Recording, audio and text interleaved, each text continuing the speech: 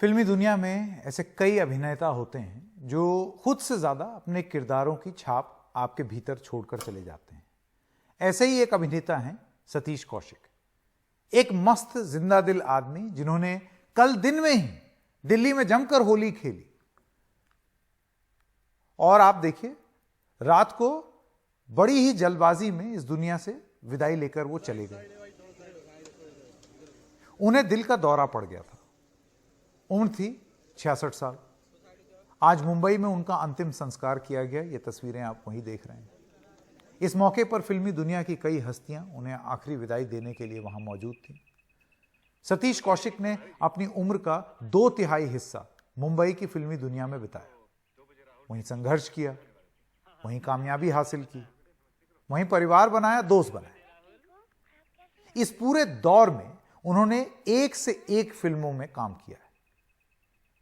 1983 में अपने संघर्ष की शुरुआती सालों में उन्होंने फिल्म मासूम के निर्देशक शेखर कपूर के असिस्टेंट के तौर पर काम किया और फिल्म में अभिनय भी किया। इसी साल कौशिक ने नेशनल स्कूल ऑफ ड्रामा के अपने बैचमेट्स नसीरुद्दीन शाह, ओम पुरी, इन सब के साथ मशहूर हास्य फिल्म, जो कि एक बहुत गंभीर संदेश उसके अंदर छुपा हुआ था, करप्शन का, वो फिल्म भी की, जिसका नाम तो आप सब जानते हैं, जाने भी दो यारों। लेकिन सतीश कौशिक को असली पहचान मिस्टर इंडिया फिल्म से मिली। 1987 में आई थी, सन 87 में, जिसमें कैलेंडर के उनके किरदार ने लोगों को उनका मुरीद बना दिया।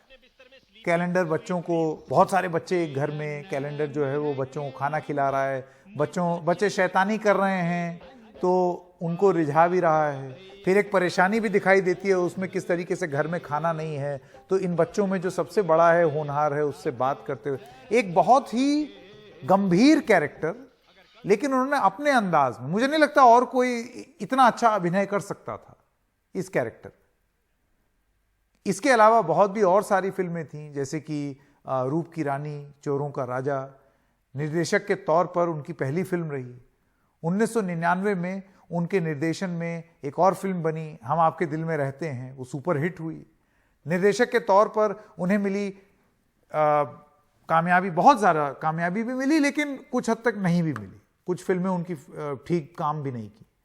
सलमान खान की फिल्म तेरे नाम निर्देशक के तौर पर उनकी सबसे कामयाब फिल्म रही।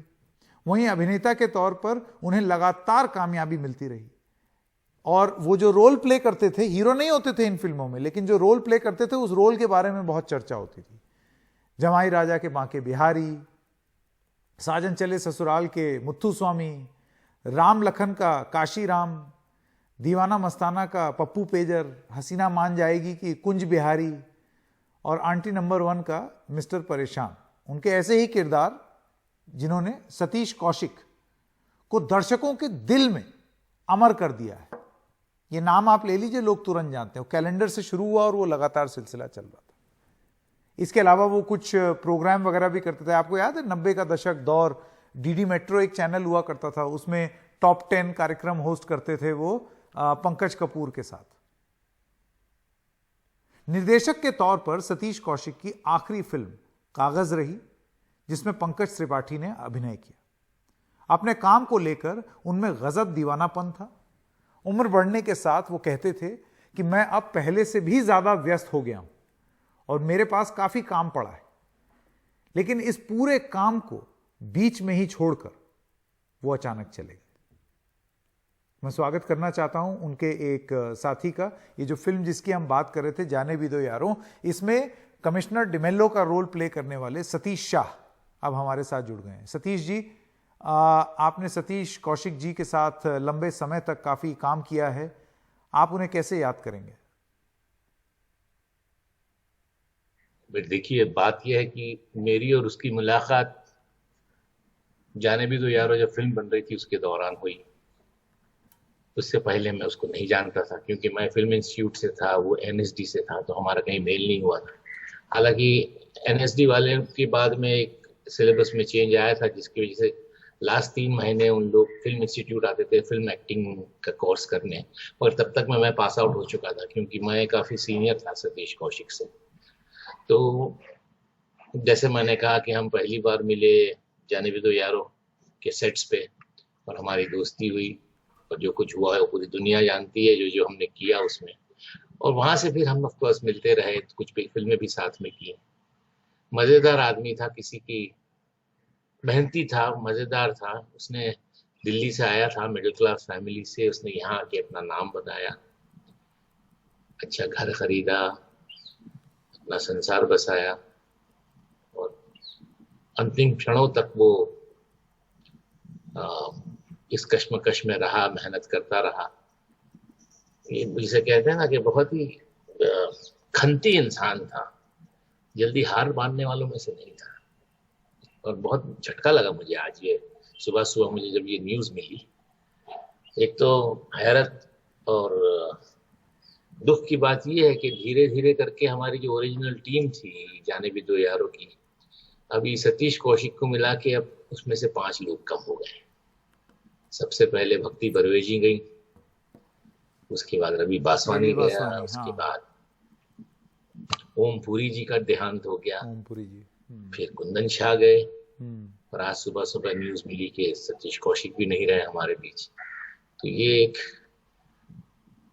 सोचने वाली बात है कि यानी 80% से ज्यादा जो मेन कास्ट थी वो नहीं रही हमारे बीच। That is what has really it's hit me very badly कह सकते हैं। और बाकी जो सतीश कौशिक जो आपको स्क्रीन पे दिखते थे, स्क्रीन के बाहर भी वैसे ही थे, मौजिले, जॉयस। और ये एक ऐसा इंसान था जो सबसे ज्यादा अपने खुद के जोक पे हंसता था और दूसरों के जोक पे भी हंसता था। और एक उसकी खुसूसियत ये थी कि वो खुद पे भी जोक मार के हंसता था।